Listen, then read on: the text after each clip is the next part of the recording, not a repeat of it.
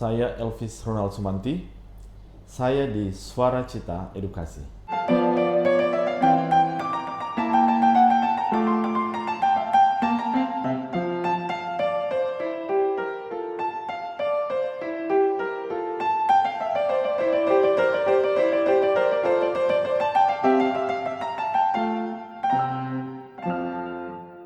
Selamat datang di Suara Cita Edukasi bersama saya, Novanda Bulu. Rasanya belum terlambat bagi saya untuk mengucapkan selamat tahun baru 2026 kepada Anda semua. Dan pada kesempatan ini saya rindu untuk mengucapkan banyak terima kasih atas dukungan Anda di 2025 yang lalu. Di awal tahun ini kita kedatangan seorang tokoh inspiratif, seorang akademisi dan intelektual muda. Beliau adalah Dr. Elvis Ronald Sumanti, sarjana ekonomi akuntansi, Master of Financial Management. Selamat datang di Suara Cita Edukasi. Terima kasih. Beliau juga merupakan dekan Fakultas Ekonomi dan Bisnis di Universitas Kelabat, Air Madidi. Thank you so much, sir, for gracing this show. Yeah, it's a privilege. Sir, sejak S1 Anda menempuh pendidikan di Universitas Kelabat, S2 di University of Melbourne, dan S3 di Universitas Indonesia. Anda memperoleh IPK yang luar biasa, semuanya 4. Siapa orang yang sangat berpengaruh dalam kehidupan akademik Anda, sir? Dalam kehidupan akademik, yang pertama itu adalah harus dari diri sendiri. Oke. Diri sendiri memiliki motivasi, memiliki tujuan, tapi itu tidak bisa lepas dari dukungan orang lain. Dukungan orang lain itu bisa dari keluarga, dari teman-teman yang memotivasi, dan tentunya itu Tuhan yang selalu mendorong kita untuk pursue excellence, melakukan yang terbaik untuk akademik kita. Tapi mungkin akademik saya itu enggak, ya ada pergumulannya lah, tidak sempurna. Tapi ya puji Tuhan, Tuhan bisa memampukan untuk boleh melakukan yang terbaik dengan segala keterbatasan. Oke, baik. Saya ingin mengetahui sejauh mana peran orang tua Anda di dalam kehidupan akademik Anda. Ya, puji Tuhan, saya memiliki orang tua yang mengasihi Tuhan, yang takut akan Tuhan, yang mengasihi kami anak-anak, dan yang sampai saat ini selalu memberikan dorongan, selalu memberikan arahan. Dan sejak kecil, ibu saya adalah seorang yang sangat strict. Dia sangat strict, sangat memperhatikan pendidikan kami. Dan orang tua saya itu selalu menyiapkan buku-buku yang begitu banyak waktu kami kecil. Ayah saya itu menginginkan kami memiliki pendidikan yang sebaik yang bisa dia berikan. Dan ibu saya juga selalu menyediakan keperluan-keperluan khususnya untuk buku-buku, baik itu buku-buku pendidikan, terutama buku-buku yang berhubungan dengan kerohanian kami. Oke, baik. Jadi itu peran orang tua. Membaca Yeah. sangat penting ya. Ya, Oke, membaca. peran orang tua. Untuk hal ini sangat penting bagi saya dan ini sangat menyentuh hati saya ketika saya mendengarkan Pak Tom Lembong di interview pada channel Endgame waktu lalu oleh Pak Gita Wirjawan. Beliau mengatakan bahwa otak itu bagian terkecil dari kita. Yang namanya hati itu jauh lebih besar. Untuk Anda, sir, who is your spiritual anchor in your family? Siapa yang membentuk hati Anda? Ya, tentunya ada orang lain yang melihat kita waktu kita kecil sampai kita sebelum menikah. Orang tua itu mengetahui kita jauh lebih baik dari kita mengetahui diri kita. Mereka memperhatikan dari kecil, jadi kadang mereka memberitahukan hal-hal yang kita tidak lihat. Tapi Tuhan memberikan mereka hikmat untuk menegur kesalahan kita, memperbaiki ini. Mereka berdoa untuk kita. Dan sesudah menikah, pasangan kita, istri saya itu adalah seorang yang sangat frontal dengan saya. Ketika saya melakukan kesalahan, dia akan mengatakan apa adanya, dan saya percaya Tuhan berbicara melalui dia untuk menegur kesalahan-kesalahan saya. Dan itulah sebabnya penting untuk memiliki orang-orang dekat yang takut akan Tuhan, yang mengasihi Tuhan, sehingga mereka dapat memberikan dorongan rohani, mendorong kita, menegur kita, mengajar kita, karena Allah dapat menggunakan mereka untuk berbicara kepada kita. Jadi orang-orang terdekat, orang tua, dan saat ini adalah istri saya, dia mengetahui semua kesalahan saya, semua kekurangan saya, tapi dia tidak pernah putus untuk mendoakan. Dia selalu menegur apa adanya, tidak pernah soft the tones ketika akan memberikan teguran. And I praise God for that. Oke. Baik, Sir. Sir, menurut Anda mana yang lebih penting di dalam membentuk disiplin dan etos belajar Anda pada waktu yang lalu? Keluarga atau lingkungan akademik formal? Yang membentuk etos belajar Anda. Mungkin ada orang tua di sana yang ingin mengetahui bagaimana Anda boleh mendapat IPK yang begitu sangat luar biasa ini. Ya, tentu sistem pendidikan di mana kita belajar itu memiliki peran, karena mereka akan memberikan pagar, memberikan koridor di mana kita harus berjalan, apa yang harus kita capai. Dan di lain pihak juga keluarga, orang tua, sahabat-sahabat kita itu bisa menjadi motivator kita untuk tetap berjalan di koridor situ, mencapai tujuan yang telah ditetapkan, atau sebaliknya mereka akan menarik kita keluar dari situ. Tetapi ujungnya itu adalah pilihan kita sendiri. Pilihan kita yang akan memutuskan, karena ada juga orang-orang yang dikelilingi dengan lingkungan yang tidak beruntung dalam tanda kutip. Tetapi dengan pertolongan Tuhan mereka boleh mencapai apa yang terbaik, atau sebaliknya orang-orang yang sebenarnya mendapatkan dukungan yang sangat baik, tetapi karena pilihannya sendiri akhirnya off track, keluar dari tujuan yang harus dicapai. Baik, Sir. Sir, Anda sekarang sudah memiliki 3 orang anak. Untuk mendapat ayah seperti Anda itu tidak gampang, kan? Pertanyaan saya, bagaimana Anda dan istri Anda mendidik mereka? Apakah Anda ini tiger parents atau bagaimana?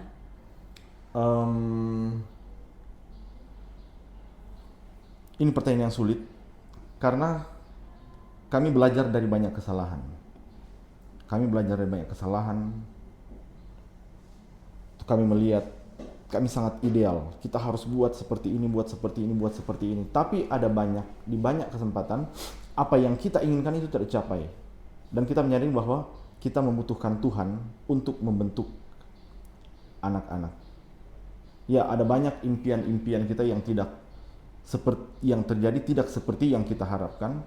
Tetapi kita boleh melihat di dalam mendidik anak-anak kami, khususnya istri saya, dia memiliki ideal yang sangat tinggi. Kami membaca buku Child Guidance, mendidik dan membimbing anak, yang tulis oleh Ellen White. Kami membaca Alkitab, kami membaca buku Rumah Tangga Advent ketika kami baru memulaikan, dan di dalam proses kami sangat bersyukur ketika Allah memberikan pedoman, memberikan petunjuk-petunjuk bagaimana melakukannya. Dan dengan pertolongan Tuhan kami boleh melakukannya, walaupun ada begitu banyak sekali. Menurut kami itu satu kegagalan. Tetapi dengan kasih karunia Tuhan tidak putus bekerja untuk kami. Dan mendidik anak-anak kami, walaupun ada yang sudah berkuliah, itu tidak membuat kami untuk berhenti mengarahkan mereka. Dan kami selalu mengarahkan anak-anak kami untuk melakukan yang terbaik. Kami tidak mendorong mereka untuk mencapai hasil yang terbaik. Kami mendorong mereka untuk melakukan yang terbaik. They must do the best. Mengapa? Itu adalah bentuk penghargaan mereka terhadap apa yang Tuhan berikan kepada mereka. Kesempatan ya, memiliki. Kesempatan, yes. Ya. Baik. Sekarang kita pindah ke tugas Anda, Sir. Anda terpilih selama 2 periode sebagai dekan Fakultas Ekonomi Bisnis Universitas Kelabat. Sebagai pemimpin akademik di universitas yang berbasis iman Kristiani, nilai apa yang paling sering Anda pertahankan meski itu tidak populer? Sebelum bicara tentang nilai apa yang kami pertahankan, kita harus lihat dulu tantangan apa yang dimiliki oleh fakultas. Oke, baik. Dan saya merasa ini adalah tantangan yang dihadapi oleh banyak institusi pendidikan, khususnya di institusi yang berbasis nilai Kristen. Itu adalah sekularisme. Oke, baik. Kita boleh melihat bagaimana sekularisme itu mulai diadaptasi dan dianggap sebagai hal yang biasa oleh karena apa yang mereka lihat di sosial media, apa yang mereka lihat di internet. If others are doing it, why not us? Dan tanpa mereka sadari itu sekularisme, apa yang mereka lihat mulai membentuk pikiran mereka, dan itu mulai membentuk sehingga ada nilai-nilai yang tidak seharusnya mereka adopsi, tanpa mereka sadar itu sudah menjadi bagian dari mereka. Okay. Kalau begitu pertanyaan tadi adalah nilai apa? Ya, nilai apa? Di kelas saya selalu mendorong mahasiswa untuk back to the Bible. Apapun latar belakang mereka, saya minta bahwa mereka harus mencari Tuhan karena Tuhan yang sanggup untuk menolong mereka. Jadi saya mendorong mereka untuk memiliki waktu berdoa secara pribadi, waktu untuk membaca firman Tuhan secara pribadi. Karena saya percaya bahwa ketika mereka memiliki hubungan yang istimewa dengan Tuhan, maka Tuhan akan memberitahukan mereka jalan apa yang harus ditempuh. Tuhan akan melindungi mereka dari hal-hal yang tanpa mereka sadari. Jika mereka memilih hal tersebut, mereka akan membawa kebinasaan, kehancuran bagi diri mereka sendiri. So, nilai apa? Nilai itu harus berbasis pada Alkitab, berbasis pada firman Tuhan yang tidak pernah berubah. Baik, Sir. Oke, luar biasa ya.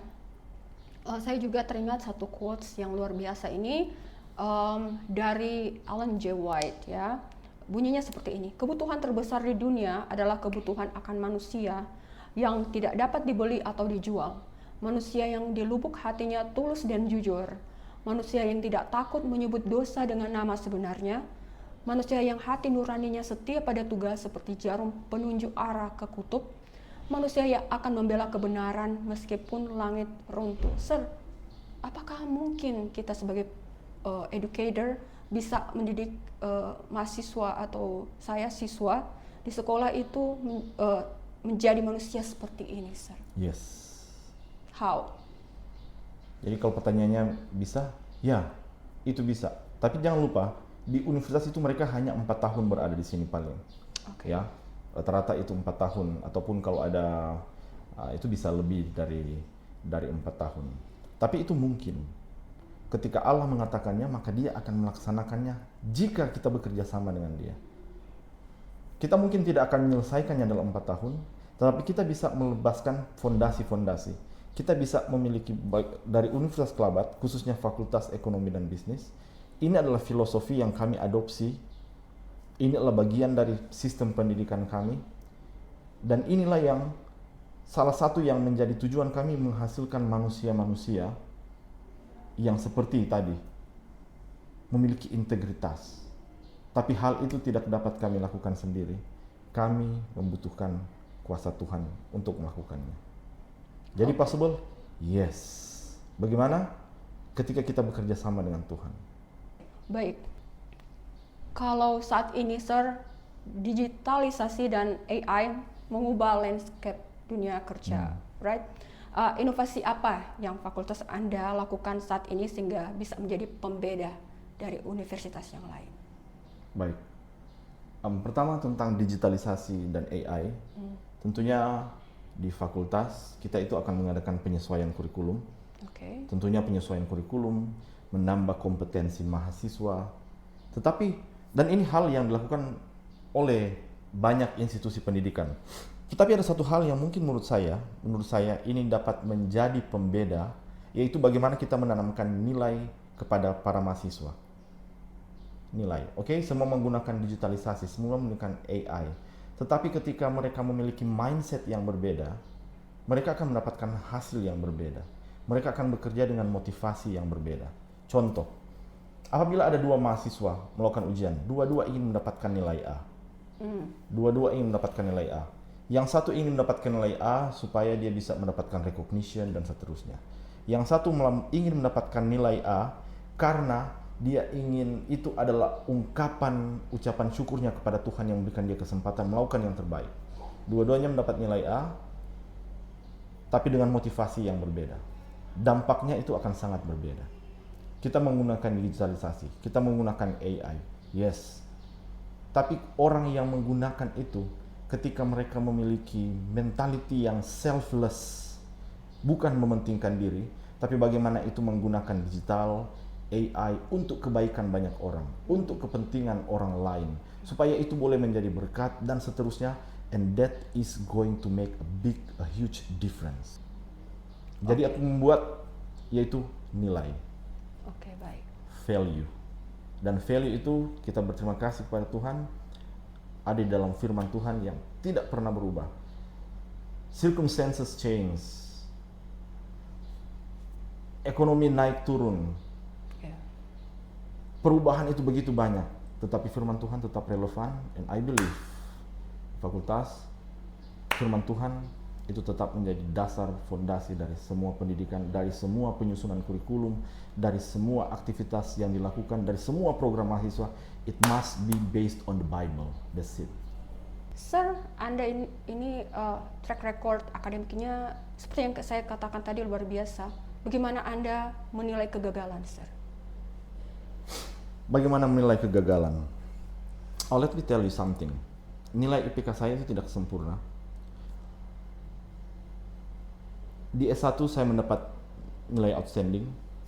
Saya pergi ke S2 dengan motivasi yang sama. Saya pergi ke universitas itu, kemudian saya melihat di situ dipampang nama-nama yang outstanding student angkatan, dan saya kemudian bertekad nama saya harus ada di situ. But things change. Saya mulai terikut, saya belajar Alkitab, saya memberikan Bible study. Itu luar biasa, dan saya kemudian tidak memperhatikan nilai akademik saya. Lulus saja, that's okay, I don't care. Yang penting lulus, dan lulus, nilai pas-pasan, saya tidak peduli. Sampai satu kali, ada nilai yang gagal, by 1%. Kemudian teman saya tanya begini, Elvis, kamu kan pelayanan, kok nilai kamu gagal?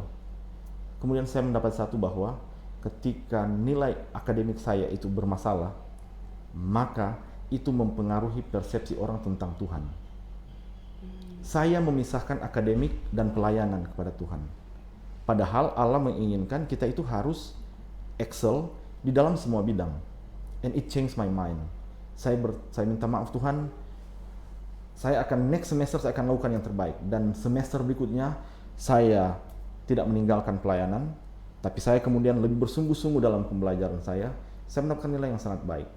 Dan kemudian saya berdoa, Tuhan, kalau Tuhan berikan saya kesempatan untuk mengambil S3, saya akan memperbaiki apa yang terjadi di S2. Saya mendapatkan kesempatan S3, dan saya berdoa, Tuhan, saya akan melakukan yang terbaik, karena saya sudah salah merepresentasikan Tuhan kepada sahabat saya. Jadi waktu saya diberikan kesempatan untuk berkuliah di tempat di mana saya berkuliah, saya membuat catatan-catatan. Ada orang-orang datang, itu tidak mungkin kamu kuliah di sana. Saya kemudian hanya berdoa, kalau mau kuliah di sana, oke. Kalaupun tidak masalah. Bawa saya di tempat di mana setidaknya ada seseorang yang akan dibawa lebih dekat kepada Tuhan. Waktu ujian masuk, saya lulus, kemudian interview, diberikan jurnal untuk ditanya.